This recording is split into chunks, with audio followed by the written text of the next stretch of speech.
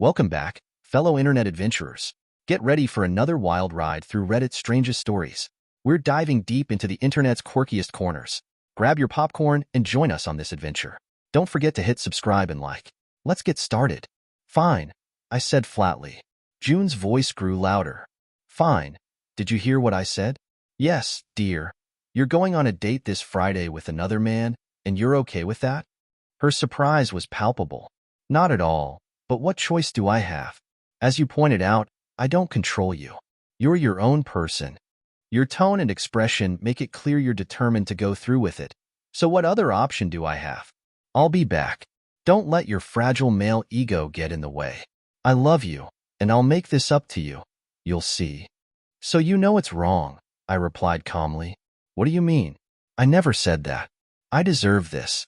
Will your parents and my parents agree with you? Gina looked down, unable to answer, clearly indicating guilt. I allowed the silence to linger, sensing her inner struggle. You know as well as I do that they won't. You admitted what you're doing is wrong when you said you'll make it up to me. What? When? Why else would you need to make it up to me? If it were just lunch with friends or a haircut, there'd be no need. You said it because you know it's wrong, and that makes you an unethical person. Her uncertain tone betrayed her. But you said I could do it, she protested.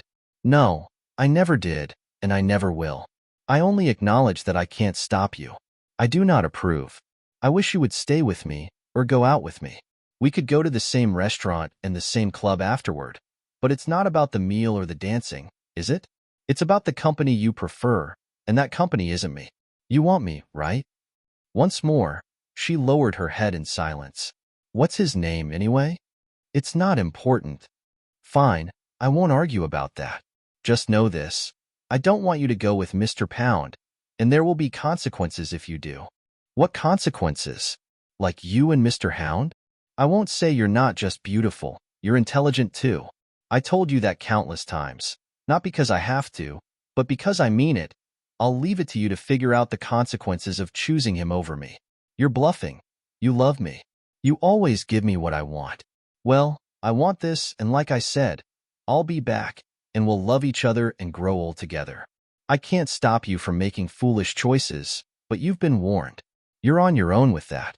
I grabbed my keys and left before she could say another word. The atmosphere in the apartment throughout the entire week was undeniably frosty. Thursday night, I gathered my belongings and relocated to the guest room. What's going on, Felix? She questioned, pausing with a handful of clothes. I regarded her with a hint of exasperation. Looks like I overestimated your comprehension. What do you think I'm doing? Are you leaving? She asked, a hint of concern in her voice. Yes, my wife wants to pursue other relationships. Do you honestly believe I share a bed with a woman who strains? Not a chance, she retorted, her tone dripping with mockery and childishness. You're such a little boy. Afraid your little ego will get hurt.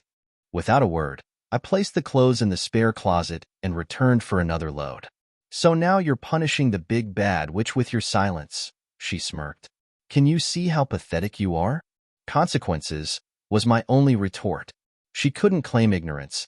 She'd been warned.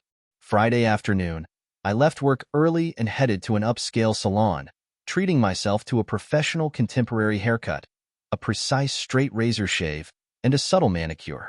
No flashy nail polish, though. Next door at the men's clothing store, I selected a smart casual button-down shirt, pants, and a jacket. While I briefly considered new shoes, I reasoned that fresh kicks and dancing might not mesh well, so I passed on that idea. On the way home, I swung by the car wash for a thorough deep clean, leaving my truck looking immaculate. Back at home, I took a refreshing shower as I heard Gina arrive and head for her own shower. I descended to the living room and waited. Half an hour later, she came down in a new little black dress I hadn't seen before, revealing a tantalizing glimpse of her figure. Pausing on the final step, she looked at me, seemingly expecting a compliment. When I remained silent, she glanced at me again, her eyes widening. Wow, you look great. Where are you off to? Out, what else? I parroted her condescending tone. Did you think your clueless husband would just sit at home twiddling his thumbs, waiting for you to grace us with your presence? Shaking my head, I opened the door to the garage and added, "Curly, and here I thought you were perceptive. How mistaken can one person be?" "Well, I don't want to keep Melissa waiting."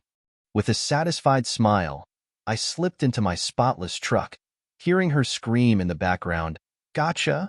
Melissa and I enjoyed a delightful evening at a wine bar known for its light dinners and live piano performances on weekends, which livened up its modest dance floor.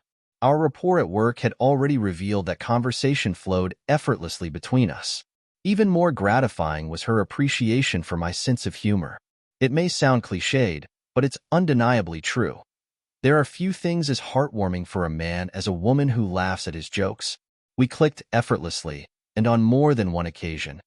Our lips brushed gently against ears, cheeks, and lips, igniting a spark between us that felt nothing short of magical. However, we both acknowledged the reality that I was still married, and we respected the boundaries that entailed. So we spent the evening leisurely sipping wine and indulging in playful flirtation with our eyes as we conversed. As I dropped Melissa off at her apartment, she did me a favor by dabbing a drop of her perfume on my shirt and leaving traces of her freshly applied lipstick on my collar, neck, and cheek. With a playful peck on the cheek, she bid me good night.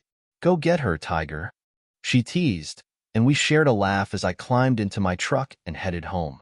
It was barely 10 when I strolled into the big shill. "Where the hell have you been?" Jana demanded. "None of your business," I retorted, unfazed.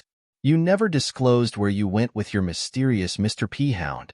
I would have asked if you used protection, but frankly, I couldn't care less if you faced the consequences because I'm done with your deceitful, cheaty ways. So I couldn't care less about your whereabouts, activities, or companions. I had an amazing time, and for that, I thank you very much." "What do you mean, thank me?" Jana's voice trembled with frustration. "Don't you see? If you hadn't foolishly suggested opening up our marriage, I wouldn't have had the chance to get to know Melissa better. What an incredible woman, smoking hot." "Thank you, dear," I muttered. Suddenly, Jana let out a piercing scream, making me worry that a neighbor might call the police. "You know I despise her. Why do you think she was the first person I called?" I added, astonished. Jana stared at me, her expression a mix of shock and disbelief.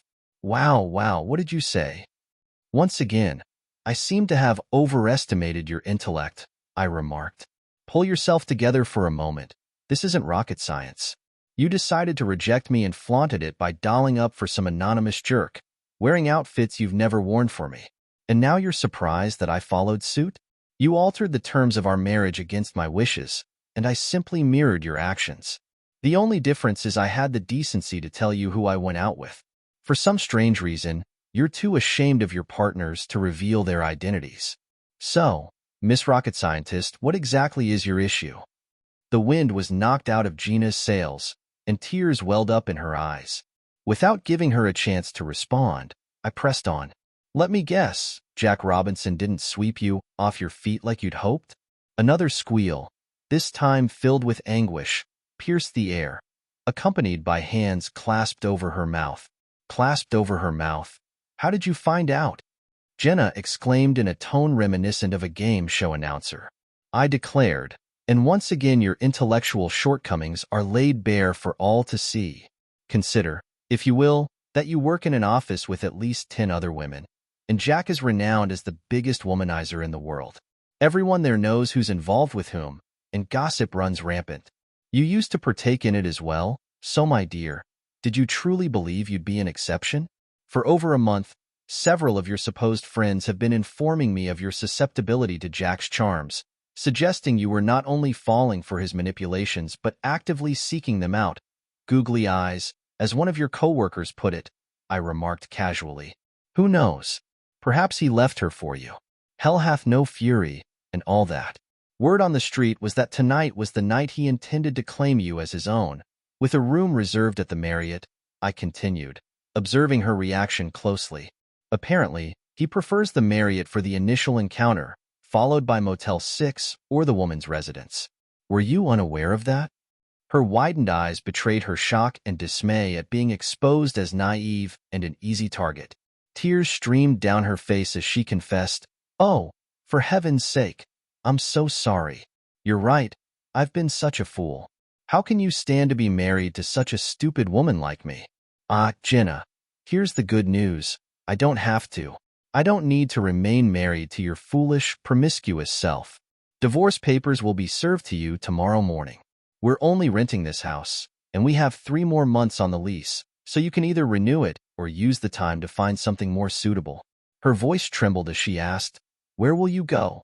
Melissa has offered me a place to stay while I sort things out. She has a spare bedroom she's using as an office. Once the divorce is finalized, she suggested we explore more favorable terms, very promising ones, I must say. I'm looking forward to diving into them further. Everything else you and I have, we'll just split down the middle. Now you can sleep with whoever you want, and you won't have to endure the advances of a wimpy husband. I hope Jack is worth it. Epilogue. I convened with some of the other husbands who fell prey to Jack, also known as Mr. Hound.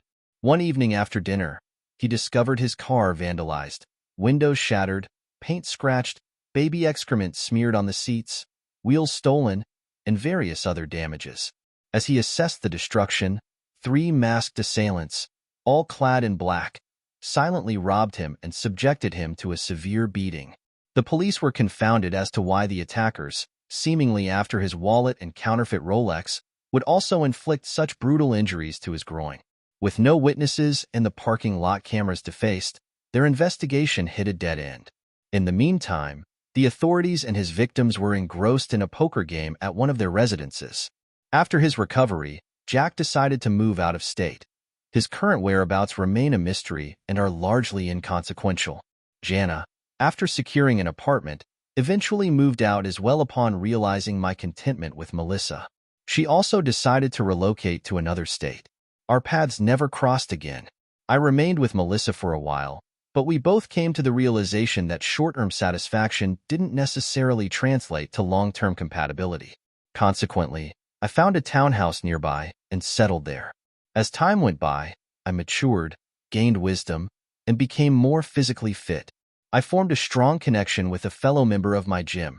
Naturally, one thing led to another, and I found happiness with someone who had genuine intelligence and unwavering loyalty. Thanks for watching. Please don't forget to like and subscribe for more.